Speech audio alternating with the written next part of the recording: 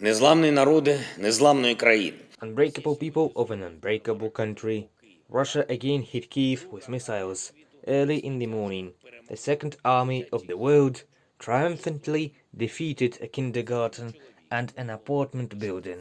The man died, he was only 37 years old. There are wounded among them a girl named Zhenya. She is 7 years old, the daughter of the deceased. Now she is in Okhmadit. Her mother was also wounded, by the way, a citizen of Russia. That's bad. She was not threatened by anything in our country. She was completely safe until Russia itself decided that everything was equally hostile to them now. Women, children, kindergartens, apartment buildings, hospitals, railways. Missiles also hit the Mykolaiv region and the Chernihiv region.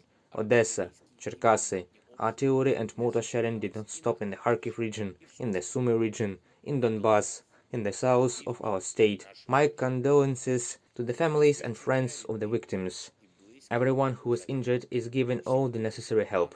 Part of the missiles was shot down, but only part. We need a powerful air defense, modern, fully effective, which can ensure complete protection against these missiles. We talk about this every day with our partners. There are already some agreements, and partners need to move faster if they are really partners, not observers. Delays in the transfer of weapons to our state and any restrictions are actually an invitation for Russia to strike again and again. The occupiers, these terrorists, must be beaten with all our might so that they do not think they can put pressure and outplay someone. What are these missiles about today, and what are yesterday's 62 missiles for only one Saturday, for 24 hours, are about?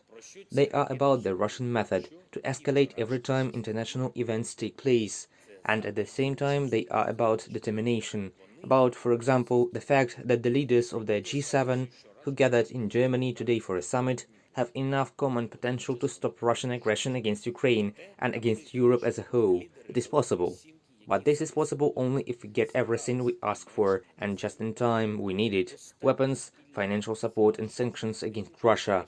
It cannot be otherwise in this war, because it is here, in the sky over Kiev, in the sea near Odessa, on the land of the Kharkiv region, Donbass, in the Kherson and Zaporizhia regions, that is being decided what life will be like in Europe in the future, here in Ukraine and nowhere else. Of course, there are not as many missiles in Russia as we have confidence in ourselves, but Russian weapons can be stopped only by more powerful weapons. I spoke about this today with Prime Minister of Canada Justin Trudeau, how else we can strengthen defense support for Ukraine and how else we can increase the pressure of sanctions on Russia. I thank Justin for the help already provided, one of the most tangible. And today I want to say a few more things, very targeted. Firstly, all pilots, dispatchers, mechanics and other people who ensure the launch of missiles at Ukraine must understand. We will find you all. Each of you will be responsible for these strikes. And if someone thinks that he will evade responsibility by saying that such was the order, you are mistaken. When your missiles hit residential buildings, these are war crimes. Trial is what awaits you all, and there will be nowhere to hide for you, neither on the shores of the Caspian Sea, over which your missiles are launched, nor in Belarus. Nowhere. And I would like to separately address the citizens of Belarus today, both civilians and those in uniform. You are being drawn into the war, and even more actively than in February and in the spring months. The Kremlin has already decided everything for you.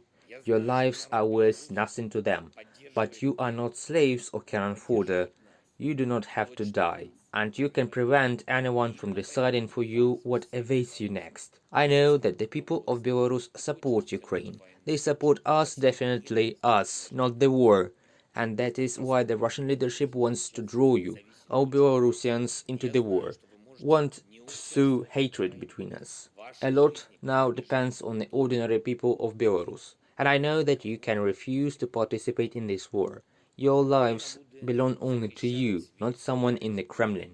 Ukraine will defend itself from strikes, from any direction, from any weapons. I am sure we will endure and get everything back. but anyone, any normal person in our country, in particular in Belarus, can contribute to the protection of life. This week will be very important for all of us. Therefore, we continue to work at all levels and do not slow down. Glory to all who defend the state. Glory to Ukraine.